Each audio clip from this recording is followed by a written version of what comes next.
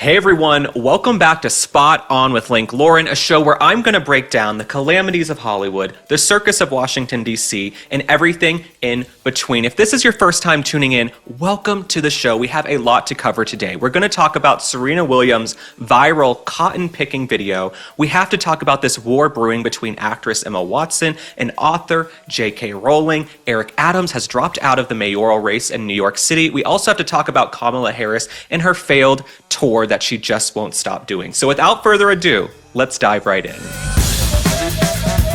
Well, I am back from Los Angeles. I was in Los Angeles over the weekend doing a speaking engagement. I went to go speak to the Log Cabin Republicans in LA, and it wasn't just gay men. It was women, it was straight folks, it was all different types of people, former Democrats, independents, who wanted to come together in a blue state like California and just be together with like-minded individuals, folks who have common sense, folks who want to have fun, have a good time. And I posted a clip of my speech on X, on Instagram, on TikTok, on social media. If you want to go check it out, we had so much fun. I will say someone was trying to sabotage the gays at this event. They had Italian food. They had pasta and breadsticks. I thought, these gays have not eaten carbs in about 10 years. But no, there was some sabotage going on. Other than that, I had an amazing time speaking. It was incredible to be invited. I'm so glad I met so many people. We took tons of pictures. They took me out afterward. I hadn't been to clubs or bars in so long, so I was out having a good time and just living it up. Now, one other thing that happened on my Los Angeles trip that I wasn't such a fan of. We went to this restaurant, right? We go to this restaurant and they have a magician coming around from table to table. Now, one thing about me, I'm not into magicians. I'm not into magic. Stay away from me with all of that voodoo. This magician keeps coming around and he's like, do you know any magic tricks? And I'm like, sir, that is your job. Isn't that what you're supposed to do? He would not leave us alone until we tipped him, but he eventually left us alone. So that was basically my Los Angeles trip. Got to go speak, got to have dinner, met some of you guys, had an amazing time. One thing about California, there's always this narrative that California is this deeply democratic state, right? Everybody is blue and liberal because of Karen Bass and Gavin Newsom. There are so many Republicans, conservatives, MAGA, independents, people from all different walks of life in California coming together. And it's not just this deep blue state. I actually think President Trump, according to the data when I was doing research, he was able to flip almost a dozen counties from blue to red. He beat Kamala Harris by a very narrow margin, which is interesting because she's from California. She's a Democrat from California, but it shows you how unpopular her policies are. Now, speaking of someone who's a little unpopular right now, we have to talk about tennis superstar Serena Williams. She has gone viral for this ridiculous, bizarre, out-of-touch video where she says she's offended by a hotel having a cotton plant or cotton sort of art fixture. Let's take a look at the clip. Everyone, how do we feel about cotton as decoration? Personally, for me, it doesn't feel great. So actually, it feels like nail polish made for cotton, natural. Now, she was in New York City for this event she was doing with Kim Kardashian for her Skims. She was coming out with more of those spandex pants or whatever the hell she sells. I have heard from a lot of girls and women, they say they like Skims. So like, we might not like Kim Kardashian, but we do like the Skims, I guess the shapewear that she sells. But Serena Williams, she's acting like she's offended by this cotton plant that they have in the hotel. She picks it, she's playing with it. She says it's like the stuff you use to, remove nail polish, I guess. The interesting thing about Serena Williams, when we pulled up her net worth, she is worth $350 million. She's allegedly married to a white billionaire. This is not someone who is oppressed, right? This is not someone who is like under the gun here. She's not oppressed in any way, shape, or form. She's an international celebrity who's worth hundreds of millions of dollars. I think there's this narrative, right? She wants to continue to play the victim card. When you have a victim mentality, you're always going to look for ways throughout the day to play the victim card. I think that's what we're seeing with Serena Williams. And I got so many messages from Black women over the weekend saying, can you talk about this? Can you talk about this? Can you talk about this? And I wrote some of them back. I said, what is it about the video that upset you? The Serena Williams video. Almost every woman said, we want to move on from constantly hearkening back to slavery. We want to teach our kids about slavery, about our nation's history. We want to make sure it never happens again. It's a horrific stain on our country. right? This is what these women were telling me. But we don't want to constantly be inundated in thinking about slavery. We don't need another film like 12 Years a Slave or this or that. We want to move on and build a new future, right? And we want to honor our history, but build and move into the future. And so I think that's why some of them were offended by Serena Williams' video, because just the mere thought of, I guess, having cotton was sort of a reference to slavery for her, but everything she's wearing is cotton. She's wearing cotton clothes, right? She's sleeping in cotton. She probably has cotton underwear on. I'm sure Skims is made out of cotton in some way, shape, or form. So it was a little bit ridiculous. And then what was also ridiculous were Kim Kardashian, Kris Jenner, and Khloe Kardashian's outfits for the event. I don't know how much longer we're going to have to act like these people are fashion icons. They've never been icons to me. I don't know why they're on the cover of magazines all the time, because they look like utter calamities. Kim Kardashian has this like do-rag on, which I guess one of her rapper boyfriends left behind in her bedroom. I'm not sure what's going on. I will say about Kris Jenner, I told you guys months ago, her new face has settled. Kris Jenner's new face has settled. The plastic surgery has come together. It has settled. We need like instead of the debt clock in our country, we need a clock that counts down until Kris Jenner's face has settled. But Kim Kardashian, the Skims looks ridiculous. She looks ridiculous. Khloe looks ridiculous. And Serena Williams, you also look ridiculous. I'm tired of you acting like you're oppressed and you're this victim. And oh, you're offended. You're probably staying in a 5-star hotel in a massive suite. I also feel like she really wants to be the main character. She's like, how can I make this about me? This has absolutely nothing to do with me. I'm walking by basically an art fixture in this hallway of this hotel. How can I make this about me? Well, here at the Spot On Bureau, we were doing some research. We uncovered that Serena Williams has a cotton art display in her home as well, and we'll put a picture of that up. So if she's so offended by this cotton in the hotel, why does she allegedly have this piece of artwork in her house? Pot calling the kettle black, okay? You live in a glass house, Serena Williams. I think Serena thought she was going to post the video and it was either going to be funny or people were going to say, yeah, that's offensive. No, you're literally wearing cotton, okay? Are you going to get offended every time you see cotton in this world? Because it's going to be a long, entired life for you with your $350 million, Serena Williams. Now, speaking of another insufferable woman, we're moving on from Serena Williams. We have to talk about Kamala Harris and her comeback tour. Kamala Harris is the gift that keeps on giving. Well, she gave a speech over the weekend at the Congressional Black Caucus Foundation's annual legislative conference Phoenix Awards dinner. Let me give some advice to the Black Caucus. Maybe shorten the title of the dinner. Maybe shorten the title of this damn dinner, because that title is a little long for me. But Kamala Harris gave a speech. I don't know why they keep booking her. Who books the loser, right? Who books this loser to come speak? Why do I want to hear from Kamala Harris on anything? But we have a clip actually of Kamala Harris saying we have to fight fire with fire. Let's take a look at that. At a time such as this, it demands one thing for sure. We must fight fire with fire. So CBC, let's get to work. This is why I don't take these people seriously. They say they want to tone down the rhetoric. Every chance they get, they call President Trump a tyrant, a dictator, a threat to democracy, a fascist. You can go look up Kamala Harris calling him all of those things ad nauseum. And she's on stage saying we need to fight fire with fire. Well, someone just opened fire on a church. They just started a fire in a church. There is violence being ramped up from the left toward the right every single day in our country. But she continues to go on stage and say, let's fight fire with fire. Let's fight, because the Democrats don't want to admit this, like Kamala Harris and her elite friends. They don't want to admit this. They are perfectly fine with the fact that President Trump got shot in Butler on July 13th. They called the guy a threat to democracy. They're perfectly fine with Charlie Kirk's assassination. They don't want to admit it publicly, but they know they can't win on their policies or their principles, and they certainly cannot win at the ballot box. So what do they have to do? They have to kind of co-sign this violence. They're not saying tone it down, quiet down, everybody. They're going out there saying keep fighting, fight fire with fire. You know, they're not taking away our shot, right? Everything is coded in ramp up the violence. Ramp up the violence, because if they can't beat us at the ballot box, what are they going to do? They're going to try to destroy us and take us out in other ways. So this is very deliberate. And when a politician like Kamala Harris gives a speech, it's been worked on by many, many people. She's not just going up there to speak willy-nilly, right? There's probably been 12 people work on this speech. So Kamala Harris, you knew what you were doing saying fight fire with fire. She is going to continue calling President Trump a dictator and a fascist because she wants more than anything for MAGA and Trumpism to die and go away, because it opens a lane potentially for her to maybe win in 2028. She would have no chance against J.D. Vance. She's an abject failure. She also had to address the Jimmy Kimmel situation, blaming it on Trump's ego. Let's look at that. But I'll tell you who refuses to capitulate: the people.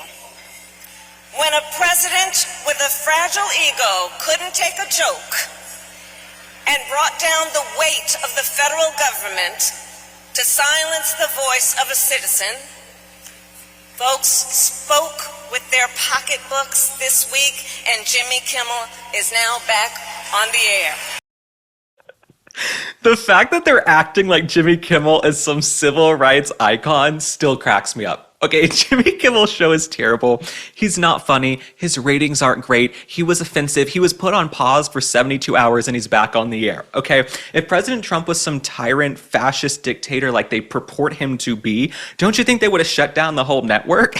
We still have free speech in this country. If we didn't have free speech, guess what? He would have been shut down, Kamala Harris. But Kamala Harris, she's so full of crap. She's so full of crap. She's also not the brightest bulb. She's not the sharpest tool in the shed. Kamala Harris, she can barely form coherent sentences. In fact, her word salads are back. The word salads are back, and apparently the Cabernet is back in her dressing room, because Kamala Harris, the only thing she ever finishes is a box of wine, and she's so lazy the only time she works is when you leave a trail of margaritas into her office like Hansel and Gretel. Okay, Kamala Harris, in my opinion, is a straight up drunk. If she's not drunk, then she's also just an idiot and maybe has early dementia, early Alzheimer's. I saw it with my grandfather. I've seen it with other family members. The way it's like all of her words have been dropped on the ground and she has to sort of pick them up and put together sentences, it's really quite sad. It's really quite sad. Kamala Harris trying to form sentences is like when a dog tries to walk on its hind legs. You know what I'm saying? Or it's like when Forrest Gump started running. Remember in the movie Forrest Gump when he starts running and sort of the shackles are coming off of his legs? That's what it's like when Kamala Harris tries to form sentences. But let's take a look at this clip. Everything should be telling you and reinforcing your brilliance, your entitlement, your right to be, and our expectation and anticipation of your leadership. Now, she's speaking at her alma mater, Howard University. It's nice she went back to her alma mater. I'm sure the girls there were so excited to see her. Someone who wasn't excited was the man standing next to Kamala Harris. Okay, he looked like he had seen a ghost. He was like, shit, we're gonna have to clean up this word salad, clean up on aisle Kamala, because she's making no sense again. Anytime she tries to go off the cuff, it's an utter calamity. It's why I call her Miss Kamalamity. So I don't even know what she was trying to say in that clip. Anytime she tries to be inspirational, it's not inspiring, it's very concerning, and it scares me every single day that she was a heartbeat away from the nuclear codes because she's so uncouth and inarticulate and really just a dumb person. We say low IQ person all the time. She really is low IQ. I don't know if she was pushed through on affirmative action or DEI. We know that in 2020 that she was, but I mean early on in her career. You know what I'm saying? The one thing about Kamala Harris, she did know how to put herself in the right place at the right time or sleep with the right guy at the right time. But when push comes to shove, she doesn't have the chops to actually be an operator in politics and get things done because she got nothing done as vice president. Now, her last lie, lying Kamala, is that this was the closest election in American history. Closest election for President of the United States in the 21st century. Wow, I know that's right. The Howard grad did that. Here, and a Howard grad did that. Ma'am, please, you need a breathalyzer before you get behind the wheel of a car. She's still standing around. I don't know if she's a bookstore, wherever she is. She's still standing around slurring her words. This is the closest election. It's like when you run into someone, from high school who was maybe like a big athlete in high school and they want to relive their glory days. Like, oh, remember, man, when we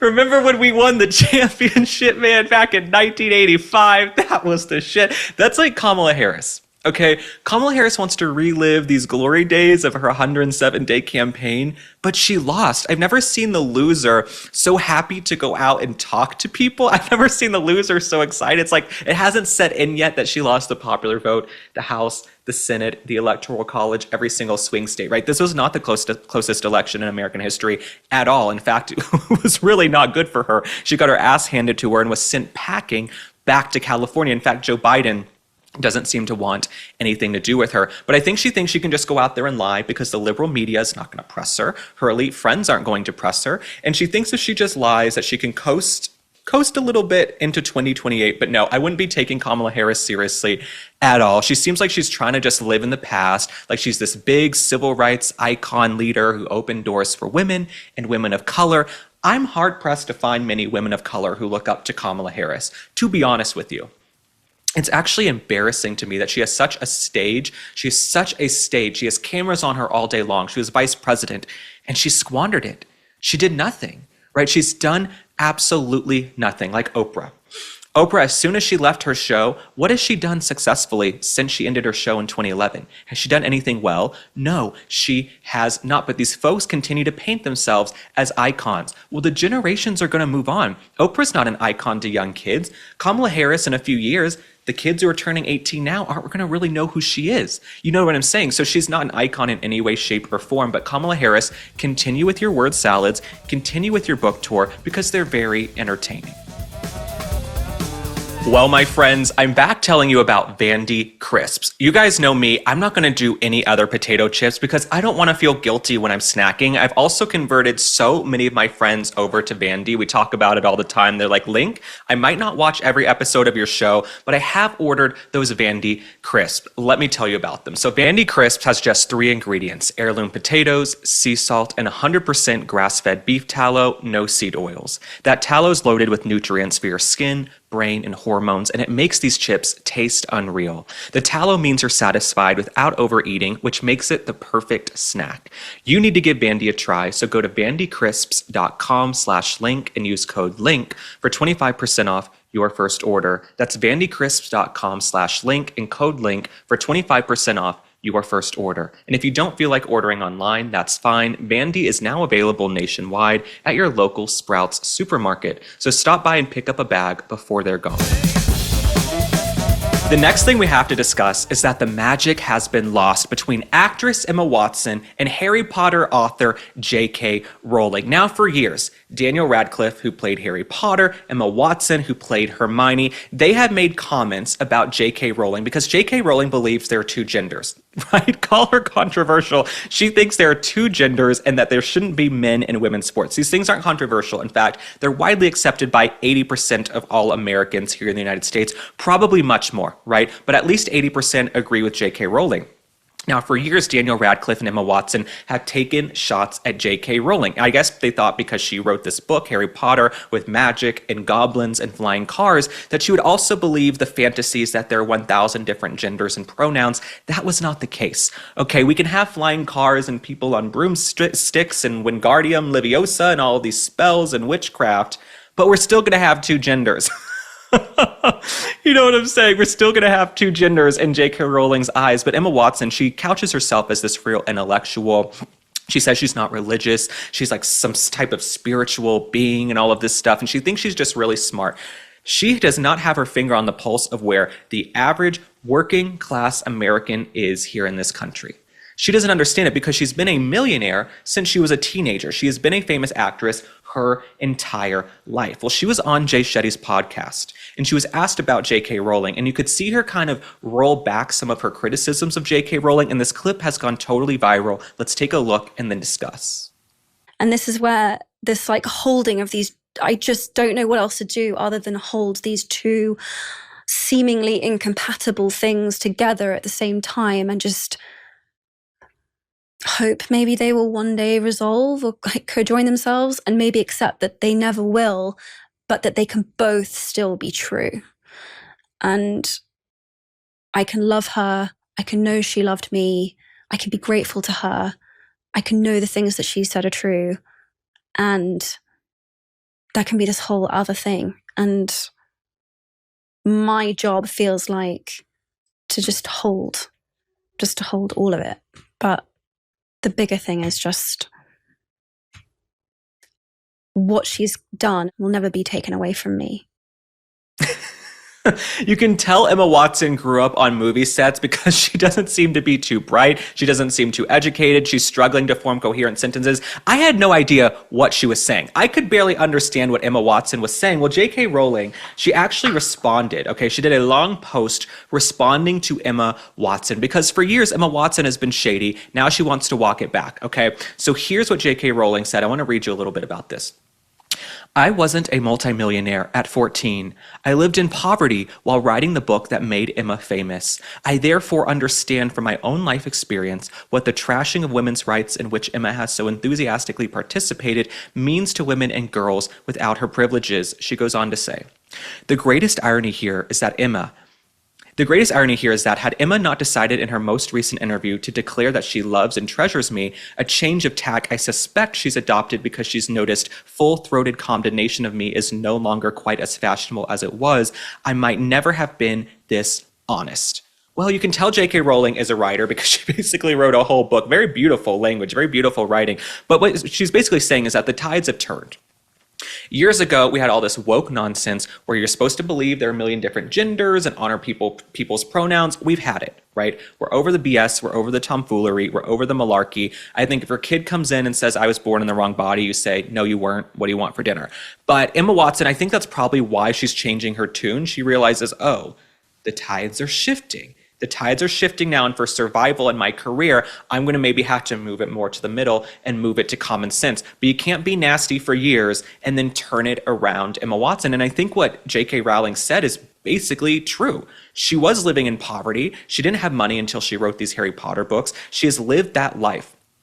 She is not going to let this rich girl, Emma Watson, who grew up on movie sets, tell her what to do or come crawling back to be friends with her. You know what I'm saying? Just because she acted in this film doesn't make her God. Doesn't mean she knows everything, Emma Watson. And I also have to just point out, J.K. Rowling is allowed to have her opinion, right? We should all be able to respect everyone else's opinion. If J.K. Rowling says there are two genders because that's biologically the case, you don't have to crap on her for years. You know what I'm saying? We don't have to try and tear people down and cancel them and cancel entertainment contracts and deals because they believe in biology. J.K. Rowling is a grown-ass woman and she's allowed to have her perspective.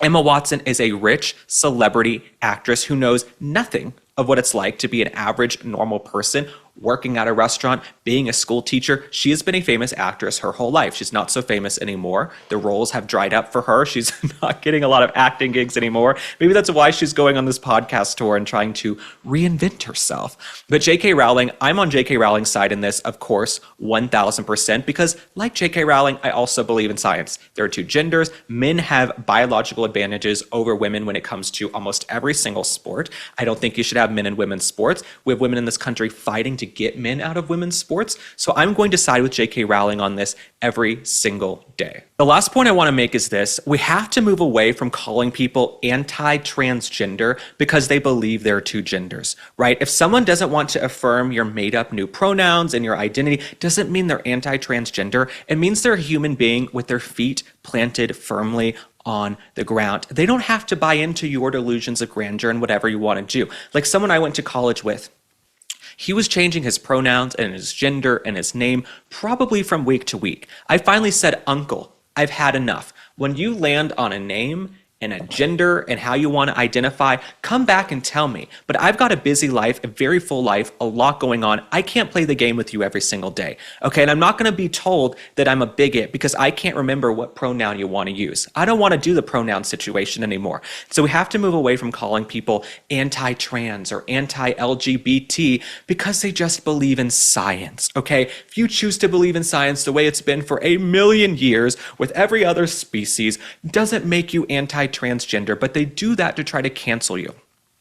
The one thing I'll say about J.K. Rowling in closing, you can't cancel someone who's self-made and worth $1 billion and doesn't give a rat's ass what you think about them, right? If J.K. Rowling wanted to be hot and cool, she would have taken a different trajectory in life. You know what I'm saying? She wrote children's books about witchcraft and wizardry and fun and imagination, right? And goblins and ghouls. She wasn't trying to be a supermodel or some cool, fancy celebrity who goes to all the Hollywood parties. So you can't cancel someone like that who's always beat to the tune of their own drum and marched to the beat of their own drum. You can't cancel someone like that. And it's why I will always ride for J.K. Rowling. And it's, of course, people say I look like...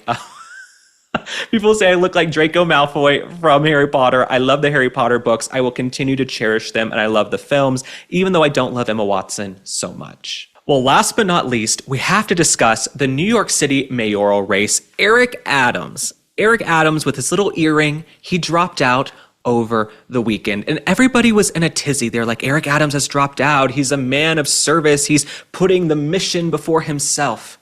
I do not care about the New York City mayoral race that much. I'm here to tell you, everybody on the internet, everybody in media, they want to talk about this Zohran Mamdani character, and they want to talk about the New York City mayoral race ad nauseum. I don't live in New York City anymore. I'm happy I don't live in New York City anymore, and I tell all of my conservative and independent friends, if you choose to continue living in this dying liberal city that's about to elect a socialist, that's on you.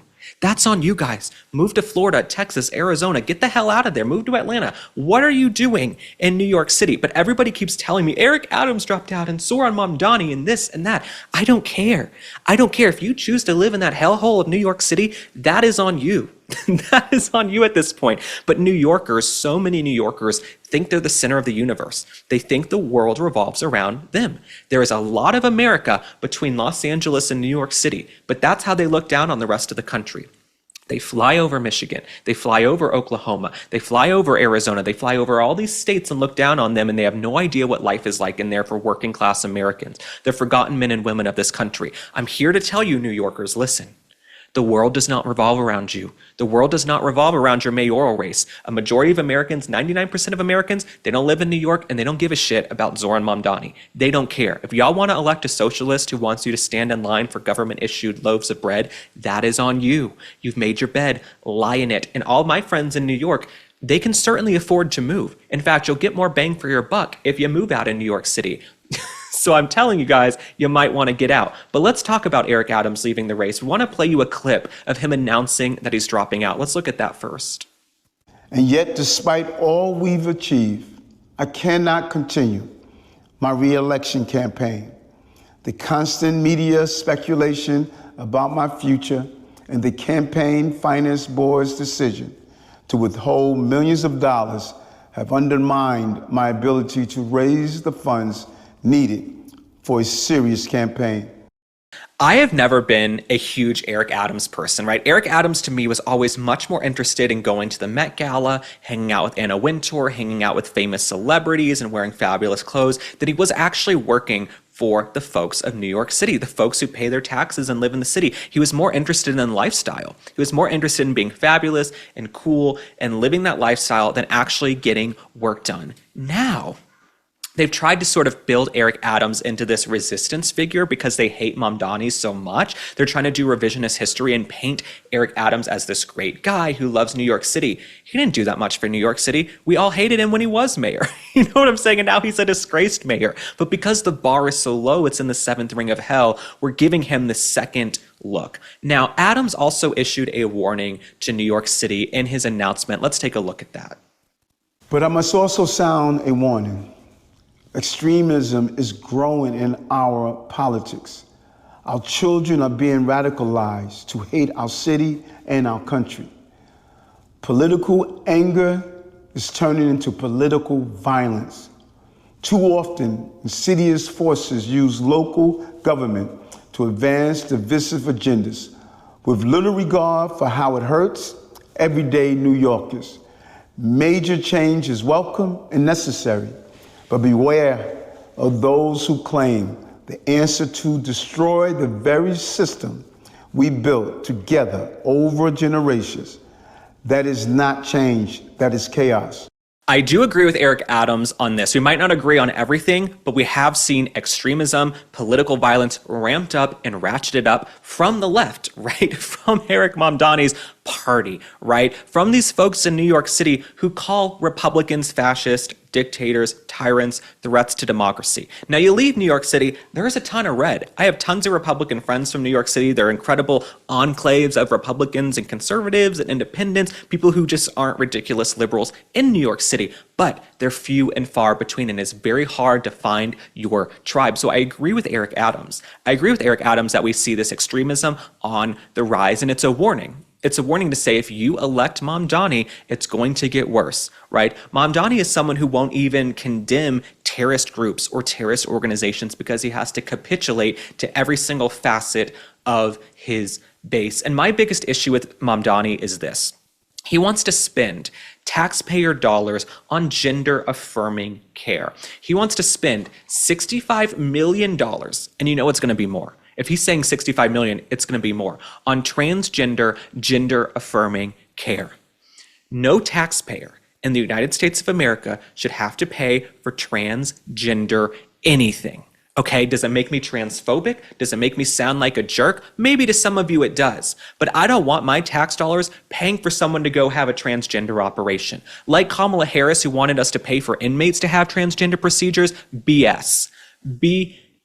The world is tough enough out here, okay? If my tax dollars are going to go to anything, I want better roads, I want clean water, I want better food, I want buildings that look good, and I want railroad systems and subways that work in the cities of the United States of America. I don't want my tax dollars going to pay for a man to try and turn into a woman and vice versa.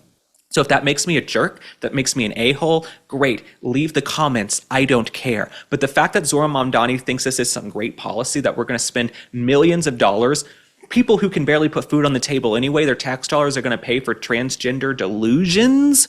No. That is my biggest gripe with Zohran Mamdani, and it's the foundation of every issue I have with him. Every issue I have with Zohran Mamdani, including the government issued loaves of bread, and the government issued and owned supermarkets, and the fact that he's a radical terrorist sympathizer. That's why I don't like Mamdani, but I will circle it back around to my original point. I don't live in New York City anymore. I left. I saw the writing on the wall, and my warning to everyone in New York City who hates Mamdani, stop bitching, stop whining, stop moaning, and go move. Go do something about it. Go canvass, go knock on doors, try to stop him, try to get someone else elected. Or you can move. But I'm tired of people sitting around New York City going, oh, we're going to have a terrible mayor. Yeah, you are. You really are. And if you don't want to make a change, that's on you. But the one thing I don't like in life is bitching and moaning about something that you can easily change yourself with some initiative.